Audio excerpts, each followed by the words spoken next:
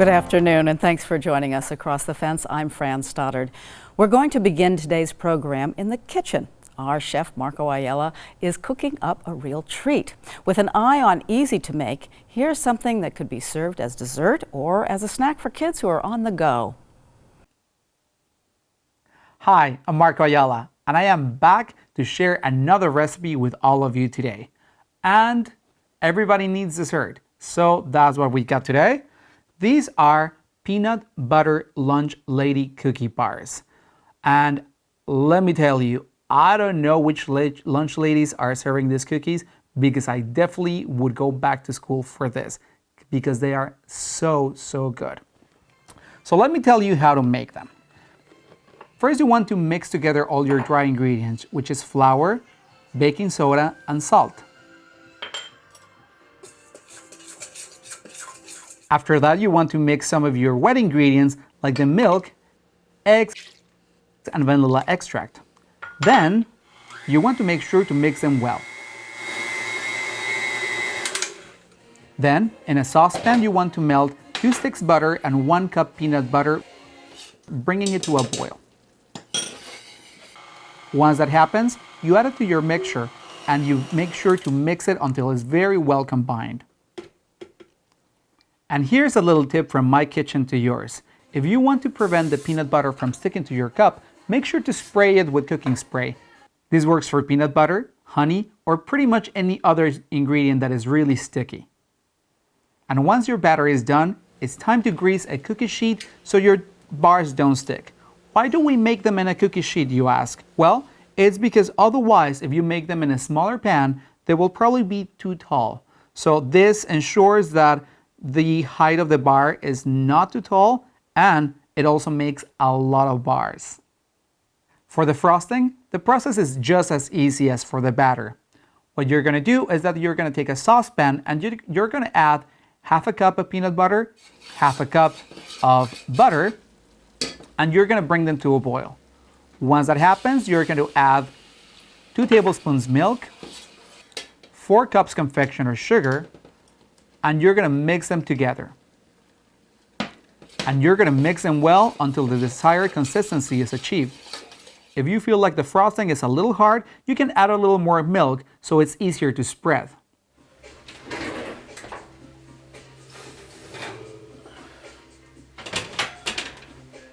Then you're going to pour the frosting over the cake, spreading evenly all the way to the edges. And I personally found out that to make them perfectly even on the top, you want to make sure to use your hand wrapped in saran or in a baggie in order to pat down the frosting completely and make it nice and even. And let me show you now how good these are. Check that out. Doesn't that look delicious? And remember to follow Across the Fence on Twitter, like us on Facebook, and subscribe on YouTube. That way you will have the latest content delivered right to your inbox or to your phone. Happy cooking, and even happier eating. To download this recipe, as well as other yummy recipes from our archives, visit our website at uvm.edu/extension. Look for the link to Across the Fence, where you will find our recipe archive, links to watch past Across the Fence shows, and direct access to our Twitter and Facebook pages.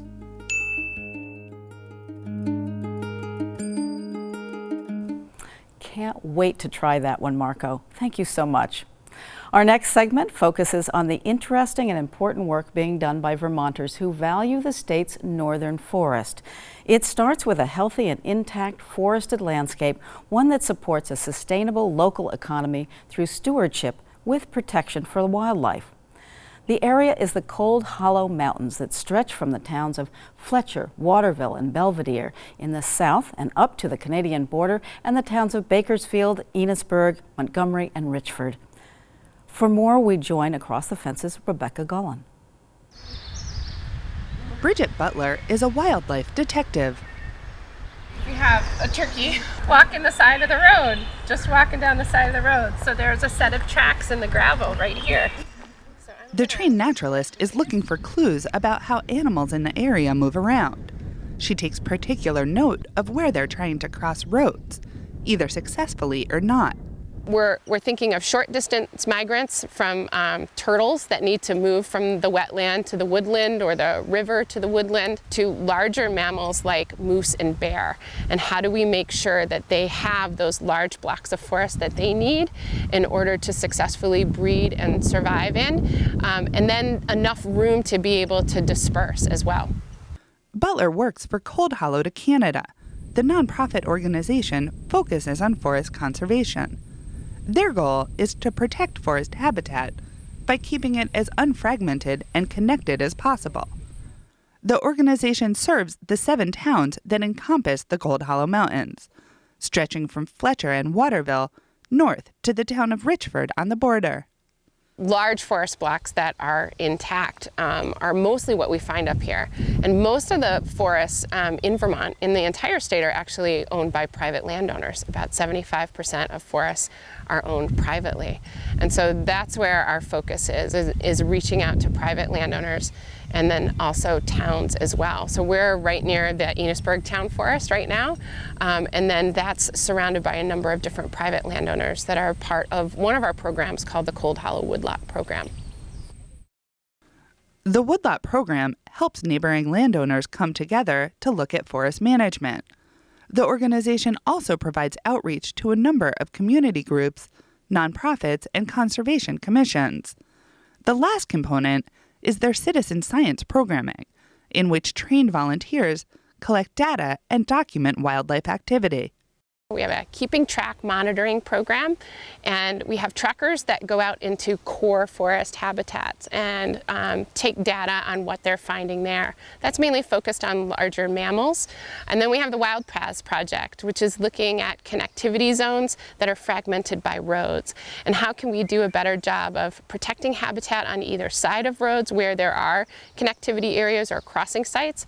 And then how can we help advise towns in order to improve infrastructure to be able to support movement safely across the road that'll keep animals and people safe? Bringing people together is the key to success for the organization.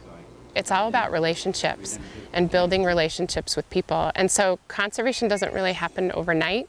It takes a lot of time in order to move people to think about how they connect with the landscape and then how they can act. Mm-hmm. Yeah, so the meander is really that S shape that rivers are going to create, slowing themselves down. A recent workshop in Enosburg invited participants to take a close-up look at how their actions affect the landscape. Along with Cold Hollow to Canada, sponsors included the Missisquoi River Basin Association and Friends of Northern Lake Champlain. So the workshop that we're doing is called Making River Corridors Work for You, and the idea behind that is to work with local decision makers, planning commissions, conservation commissions, and other municipal officials and decision makers to try to get towns in Vermont in particular to adopt river corridor protections. There's going to be a sequence of riffle, run, pool, riffle, run, pool. And there are Chris Stepanuk is with the UVM Sea Grant program. She and her colleagues helped lead the workshop. They brought a tabletop model to demonstrate how streams react in different situations. It is a fantastic tool that feels like a big kid's sandbox, but what it allows us to do is to have people envision and see what happens when you do certain practices of management along a stream. So if you want to put in riprap or rocks to stabilize a bank, or put in a culvert that is undersized, which we see in a lot of communities, and then have a flood event, you can actually see what happens to the stream banks, to the stream bottom, to the erosion happening within a stream. While this workshop was focused on rivers and water issues, presenters hope that attendees leave with a sense of how connected their landscape is. If you live on a small stream, it goes somewhere else. If you have a forested tract, the water in that forest is going to end up somewhere. And if the way you treat your land is going to impact the water and the way other people can enjoy their land downstream. Lindsay White works with several local organizations on water quality and conservation. Poor water quality affects us not just for recreation, but also for how we use the water in our landscape and the food that is provided off of our landscape and the ways that we enjoy our landscape. Warm water fisheries don't support trout, and so if we get worse water, more algal growth increases the temperature, it makes it worse for fish. White's duties include outreach and education to schools, community groups, and farmers. Collaborating on events like this with other local groups allows her to reach more people. We've got Cold Hollow to Canada working on forest concerns, which are obviously part and parcel to river concerns, and we try to work with them and encourage the landowners that are along the river to plant more trees to increase those corridors, not just for the water quality concerns, but also for the wildlife habitat that provides. As with all conservation efforts, it will take a while to see the results. We didn't end up with a phosphorus problem overnight, and we're not going to fix it overnight either, but we need to keep thinking about it every day, every time we're on the river, every time we do something that involves water, we need to think about how to reduce the phosphorus that's entering our waterway. You can tell from the color that they mimic some of the natural colors you might see. So what's really valuable about working with all of these partners is we can give people some action items, some things to do, some things to focus on that make you feel less helpless.